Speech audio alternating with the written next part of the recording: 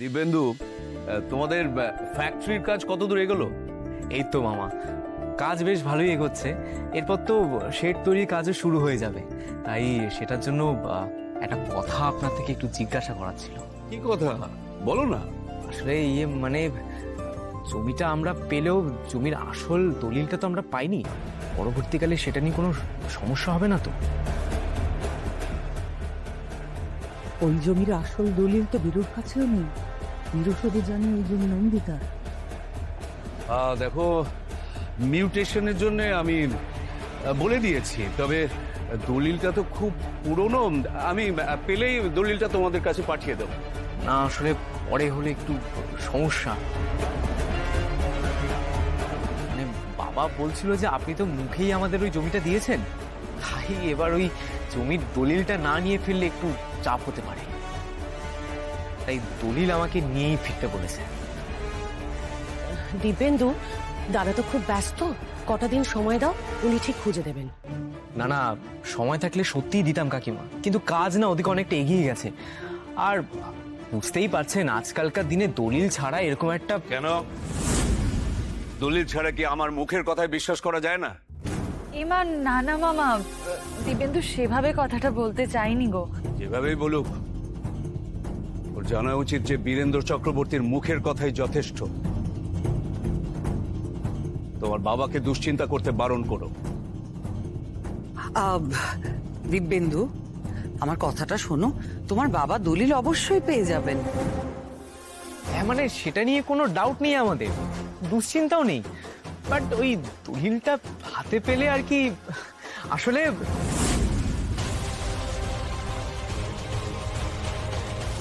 এই জমির দলিল আমার মা আমার জন্য দিয়ে গেছে, এইটা আমার চাই।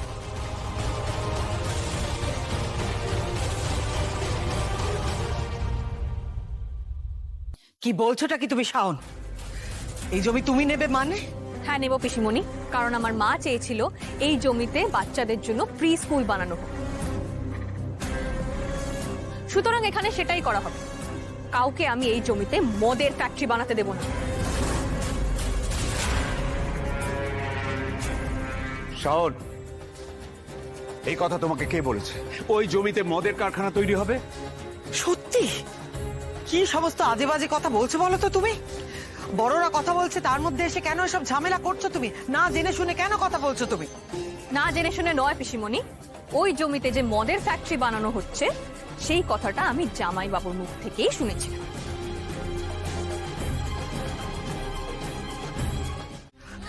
দিব্যেন্দু, তুমি আমার কথা শোনো, তুমি মাথা ঠান্ডা করো, তুমি একদম ঠিক কথা বলেছো। শাওন যাই বলুক না কেন, ওই জমি বীরু তোমাকে বিয়েতে দিয়েছিল, ওই জমি শেষ দিন অবধি তোমারই থাকবে। আর শাওন যা খুশি বলতে পারে, আমরা তো শুনতে বাধ্য নই। যে মায়ের কোনো হদিশই নেই, যাকে শাওন জীবনে চোখেও দেখেনি, সেই মায়ের জন্য, সেই মায়ের ইচ্ছের কথা ভেবে এত বড় স্যাক্রিফাইস আমরা করতে পারছি না। ব্যাস ব্যাস বললেই হবে না পিসিমণি, আমার মায়ের ইচ্ছে পূরণ করার জন্য আমি সবকিছু করতে পারি। তাই এই জমিটা আমি নিয়েই ছাড়বো। বাহ বাহ বাহ, মেয়ে জেদ করছে, বাবা দাঁড়িয়ে চুপচাপ শুনছে। আপনার নিস্তব্ধতাই না প্রমাণ করে দিচ্ছে মামা যে আপনিও শাওনের সঙ্গে একমত। দিব্যেন্দু, আমি কিন্তু তোমাকে... থাক থাক থাক, আমার না আপনাদেরকে বোঝা হয়ে গেছে, আর ফালতু যুক্তি দিতে হবে না। বিয়ের দিনও এই কাগজ দেরিতে আসার কারণে আমার বাবা মণ্ডপ থেকে আমাকে তুলে নিয়ে যাচ্ছিল।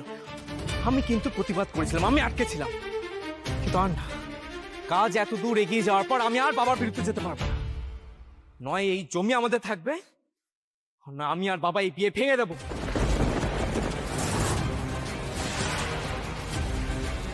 দিব্যেন্দু, তুমি এটা কি বলছো? বিয়ে ভেঙে দেবো বললেই তো আর বিয়ে ভেঙে দেওয়া যায় না। বিয়ে কোনো ছেলে খেলা নয়, কোনো বিজনেস ডিল নয়। এক মিনিট দিব্যেন্দু, প্লিজ তুমি একটু মাথাটা ঠান্ডা করো। আমি তো বলছি তোমায়, বীরু আছে, ও ঠিক তোমার জমি। দিব্যেন্দুকে দেওয়া উপহার শাওন ফেরত নেবে কিনা আমি জানি না, কিন্তু ওই জমিতে মদের কারখানা আমি কিছুতেই হতে দেব না। কি বলছিস বীরু? রাইবার বিয়ে? দিদি, আমি এই রাজ্যের শিক্ষামন্ত্রী, কোনোদিন কোনো অনৈতিক কাজে কারোর পাশে আমি দাঁড়াইনি, এটাই আমার আদর্শ। রাইমাকে আমি ভালোবাসি, ওর বিয়েটা না ভাঙুক সেটাই আমি চাই, কিন্তু তার জন্য কোন রকম অনৈতিক কাজে আমি কাউকে মদত দিতে পারবো না। তাহলে আমাকেও বাবার সঙ্গে কথা বলতে হবে রাইমা। বাবা যতক্ষণ না কিছু বলছেন আমি তোমাকে ওই বাড়িতে ফেরত নিয়ে যেতে পারবো না। আমাকে ক্ষমা করো।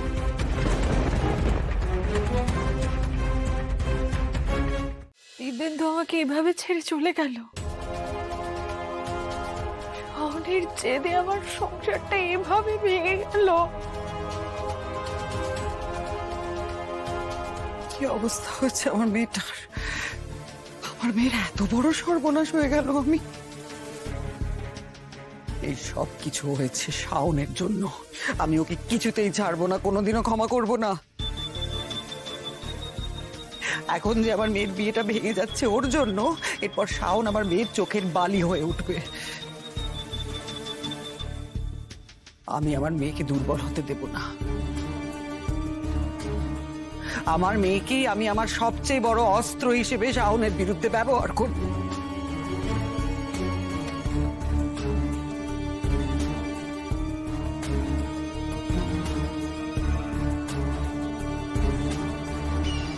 কাঁদিস না মা, আমি জানি তুমি খুব কষ্ট পাচ্ছ, সেটাই স্বাভাবিক। আসলে শাওন মেয়েটা এমন যে মেয়েও মা